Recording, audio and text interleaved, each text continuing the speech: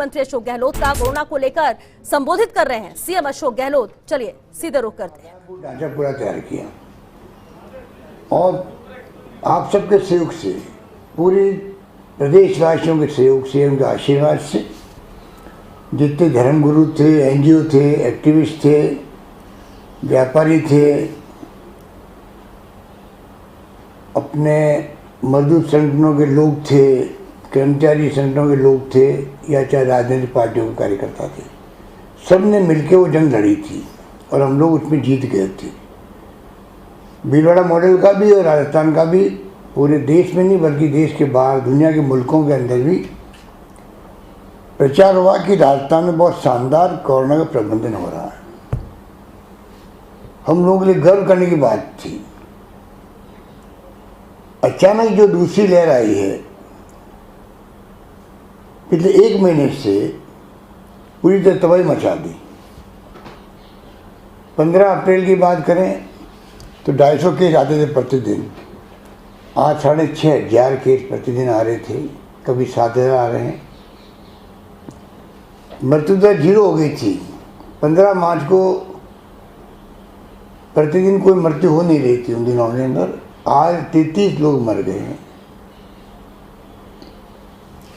कभी 30, कभी 32, कभी 33 के आंकड़े आए प्रतिदिन के। ये कोरोना भी अलग तरह के मिजाज का है, ये बहुत ही खतरनाक है। ये दूसरी लहर विशेषज्ञ कहते हैं हमेशा बहुत खतरनाक होती है। इस लहर के अंदर एक तो बहुत फास्ट ये फैल रहा है, नंबर 1। नंबर 2, ये बच्चों में भी जा रहा है, युवाओं में भी जा रहा है। जो पहले खाली बुजुर्गों में जाते थे वो संक्रमित होते थे। और नंबर 3, ये कोरोना घातक रूप ले रहा है। इतनी मृत्यु दर तो पूरे साल भर में कभी भी नहीं हुई थी। उस वक्त पूरे साल भर के आंकड़े देखें तो 20 मृत्यु पर डे मैक्सिमम हुई थी कुछ दिनों के लिए पूरे प्रदेश के अंदर। और अब कभी 25, कभी 35, कभी 33, मैंने कहा आपको। तो ये जो स्थिति बनी है, घातक ये है, तेज़ी से फैल ये रहा है, नौजवानों बच्चों तक में जा रहा है। आप टीवी देखते होंगे किस प्रकार के दृश्य देखने को मिल रहे हैं। शमशान गृह में जगह नहीं है, वेटिंग लिस्ट लगी हुई है, खुले में दाह संस्कार हो रहे हैं, अस्पतालों के बाहर एम्बुलेंसेज के लाइनें लगी हुई है। और जो टीवी बता रहा है पूरे देश का पिक्चर, वो बहुत ही डरावना है। तो आप सोच सकते हो कि अभी तक मुझसे बचे हुए हैं। हमारे पड़ोसी राज्यों में जो स्थिति है, चाहे दिल्ली हो, चाहे पंजाब, हरियाणा, मध्य प्रदेश, यूपी, उस सबसे हम लोग बहुत बेहतर स्थिति के अंदर है। महाराष्ट्र की तो आप देख रहे हो कि बहुत ही हालात ख़राब हो चुके हैं। वहाँ तो 50,000 से अधिक प्रतिदिन वहाँ पर संक्रमित लोग आ रहे हैं, मर रहे हैं काफ़ी बड़ी संख्या के अंदर। ये डरावना जो दृश्य बना देश के अंदर, दुनिया के मुल्कों में भी जहाँ जहाँ दूसरी लहर आई थी वहाँ बहुत ख़तरनाक मामले हुए थे। यूके के अंदर तो उन्होंने बहुत कड़ा लॉकडाउन लगा दिया, 4 महीने लगातार। और दूसरी तरफ वैक्सीन बहुत भयंकर संख्या में लगाई, वहाँ पर सबको वैक्सीन लगाई। अब जाके हालात वहाँ बिल्कुल काबू में आ गए हैं। नाम मात्र के मरीज आ रहे हैं और इक्का दुक्का मौत हो रही है। हम नहीं चाहते थे कि यहाँ पर वीकेंड का लॉकडाउन लगाएं या कर्फ्यू लगाएं,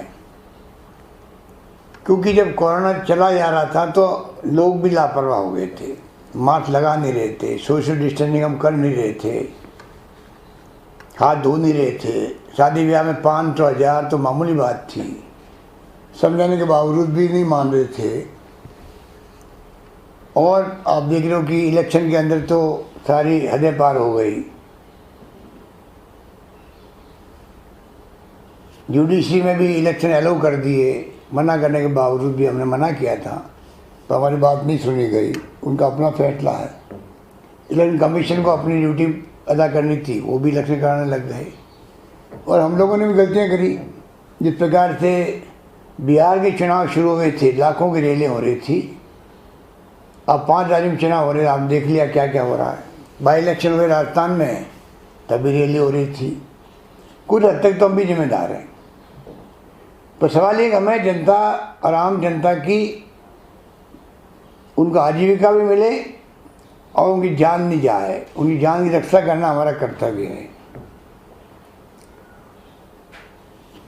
जान है तो जहान है, तो जान की रक्षा करना हम सबका कर्तव्य है।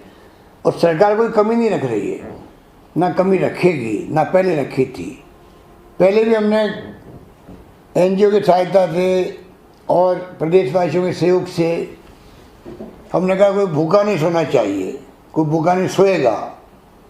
मुझे खुशी है, कहते हुए गर्व है कि प्रदेशवासियों ने वही व्यवहार किया। आगे बढ़ बढ़ करके कच्चा खाना, पक्का खाना सबको खिलाया गया, पैकेट बांटे गए। विधायकगणों को हमने कहा, उन्होंने अपने फंड से पैकेट दिए परिवारों को। सरकार ने भी गेहूँ भी, दालें भी दी फ्री। और 35 लाख लोगों को मैंने बार बार उनके खाते के अंदर हम लोगों ने पहले 1000, फिर 1000 और फिर 1500 और फिर अभी मैंने हाल ही में 1000 रुपये और उनके खाते में हमने ट्रांसफ़र किए हैं। एक किस्त और हम देंगे उनको। परंतु फिर भी आजीविका की जो चुनौती हमारे सामने है वो सब जानते हैं। तो हमें ये देखना पड़ेगा किस प्रकार आजीविका चलती रहे, उनको तकलीफ़ नहीं हो। क्योंकि तकलीफ़ उसको होती है जो सुबह शाम कमा के खाता है। बाकी लोग तो फिर भी बर्दाश्त कर सकते हैं, खर्चे कम कर सकते हैं, कुछ भी कर सकते हैं इस संकट की घड़ी के अंदर। सहयोग सबने किया है, पर गरीब आदमी की स्थिति बहुत ख़राब होती है। हमारा पूरा ध्यान प्रदेशवासियों की समस्याओं पर है। आप निश्चिंत रहें, पूरी तैयारी हमारी अब भी है। आप देख रहे हो ऑक्सीजन की मांग महाराष्ट्र कर रहा है केंद्र सरकार से। आप हवाई जहाज से ऑक्सीजन ट्रांसपोर्ट करो महाराष्ट्र के अंदर। और केंद्र सरकार ने भी फैसला किया आज कि बाहर के मुल्कों से इंपोर्ट करेंगे ऑक्सीजन को बाहर के मुल्कों से आयात करेंगे। तो बिना ऑक्सीजन तो आप सोच सकते हो क्या स्थिति बन सकती है। जो दवाइयाँ हैं वो दवाइयाँ पूरी मिल नहीं पा रही है, इतनी मांग बढ़ गई है। और दवाइयों के साथ में जो हालात बने हैं, तो दवाई हो चाहे ऑक्सीजन हो, कितनी हम बढ़ा दें संख्या, उसके बाद में अगर संख्या बढ़ती जाएगी मरीजों की, तो एक तरफ तो कैजुअलिटी ज़्यादा होगी, लोग तकलीफ पाएंगे। क्योंकि पोस्ट कोविड भी स्थिति अच्छी नहीं रहती है। कोविड ठीक होने के बाद में भी काफ़ी महीनों तक तकलीफ रहती है व्यक्ति को। सांस लेने में के अंदर भी, चलने के अंदर भी कई तरह की प्रॉब्लम रहती है। तो ये कोरोना हो ही क्यों, बचावी उपाय है, ये दिमाग में रखें हम सब लोग। और किसी विशेषज्ञ ने कहा है कि कोरोना की लड़ाई जो है, महामारी की लड़ाई अस्पतालों में नहीं लड़ी जाती है, ये मैदान में लड़ी जाती है। उसके मायने हैं मैदान में, घरों में हम सब जो है किस प्रकार से जो प्रोटोकॉल है कोरोना का बचाव का, किस प्रकार से हम लोग मास्क लगाएं, किस प्रकार से हम लोग हाथ को बार बार धोएं, किस प्रकार सोशल डिस्टेंसिंग रखें। इलाज है ये, वैक्सीन की तरह ये प्रभावशाली होता है मास्क लगाना। वैक्सीन की कुछ कमी हो गई केंद्र में, वो भेज नहीं रहे राज्यों को। हमारे लिए बहुत बड़ी चिंता का विषय है। हम संपर्क में केंद्र सरकार के, उम्मीद करते हैं कि वैक्सीन आती जाएगी, हम लगाते रहेंगे। वैक्सीन लगने के बाद में कम से कम ज़िंदगी जाने का खतरा ख़त्म हो जाता है। हर व्यक्ति को गैस वैक्सीन लगानी है। मैंने भी पहली डोज, दूसरी डोज लगा ली है, आप सबको लगानी है। सरकार पूरी व्यवस्था करने में लगी हुई है, चाहे वो इलाज हो, चाहे वो वैक्सीन हो, चाहे सोशल सिक्योरिटी के माध्यम से हम क्या कर सकते हैं, कैसे हम लोग सब मिलकर के। मैं तो आह्वान करना चाहूँगा प्रदेशवासियों को, सभी तबकों को, सभी वर्गों को, सभी संगठनों को। पिछली बार 12 महीने 11 महीने आप लोगों ने जो साथ दिया जिस रूप में, एक दूसरे के काम आए, आप लोग इमदाद करी, उसके कारण से राजस्थान कामयाब हुआ कोरोना की जंग को जीतने के अंदर। अब भी जंग जीतेंगे हम लोग, मुझे पूरा यकीन है।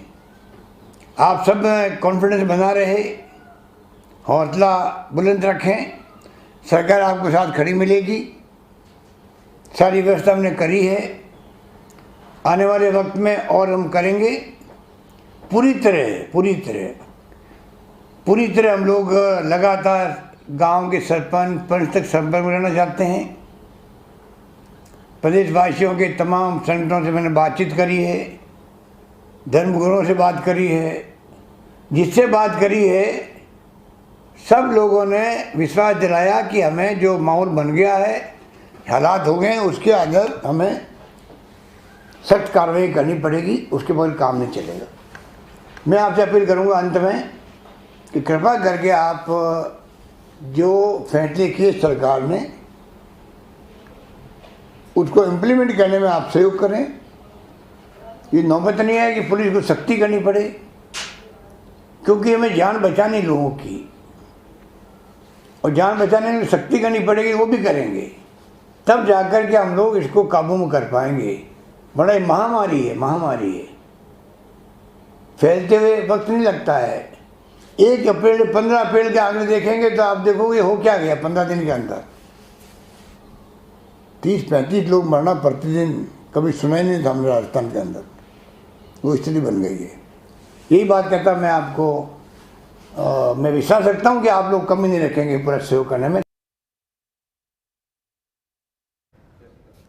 मुख्यमंत्री अशोक गहलोत को आप सुन रहे थे। कोरोना ज्यादा खतरनाक है, बेहद गंभीर मुख्यमंत्री, और जिन्होंने गंभीरता के साथ ये बातें भी कही हैं कि गंभीरता बरतनी पड़ेगी, लापरवाही को छोड़ना पड़ेगा।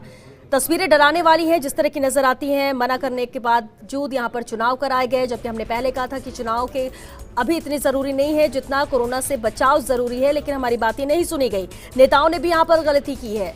देश भर की जो तस्वीरें सामने आती हैं चुनाव रैलियों को लेकर, उससे भी डराने वाली तस्वीरें, जब एक उस रैलियों की तस्वीरों के बाद जब आंकड़े सामने आते हैं तो वो भयावह होते हैं। वैक्सीन से मौत का खतरा हालांकि कम होता है, लेकिन वैक्सीन की भी कमी यहाँ पर नजर आ रही है। केंद्र सरकार से लगातार संपर्क में हम लोग हैं। केंद्र से जैसे ही वैक्सीन भेजी जाएगी, और इसलिए गति थोड़ी सी धीमी हुई है, लेकिन वैक्सीन लगाना बेहद जरूरी है। कम से कम वैक्सीन लगने के बाद मौत का खतरा कम हो जाता है। एक दिन में 35 मौतें होना राजस्थान में कभी ये नहीं देखा है, लेकिन कितना खतरनाक कोरोना हो चुका है किसने सोचा था। 15 दिन पहले ऐसी तस्वीरें नहीं थी, लेकिन इन 15 दिनों में क्या हो गया।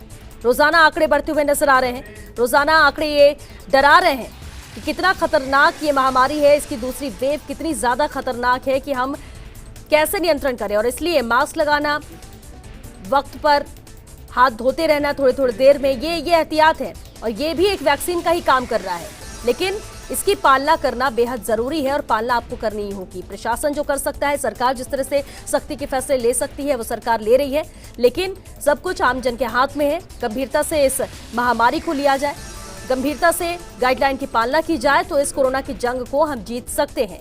आह्वान पूरे प्रदेश से मुख्यमंत्री अशोक गहलोत ने किया कि जो सख्ती बरती जा रही है वो हम सबके हित में है। इस कोरोना पर जीत अगर दर्ज करनी है, इस चेन को तोड़ना है, तो ये जरूरी है, और इसके लिए साथ सबका चाहिए। मुख्यमंत्री अशोक गहलोत ने प्रदेश के नाम ये संबोधन दिया, और बार बार एक ही बात कि शुरुआती तौर से, और कहें कि हम पिछले 1 साल से एक ही बात को बार बार दोहराते आ रहे हैं कि सख्ती बेहद जरूरी है। तो तमाम अहम बातों का जिक्र किया और संबोधित आमजन को किया मुख्यमंत्री अशोक गहलोत ने। चलिए रुकिए एक छोटे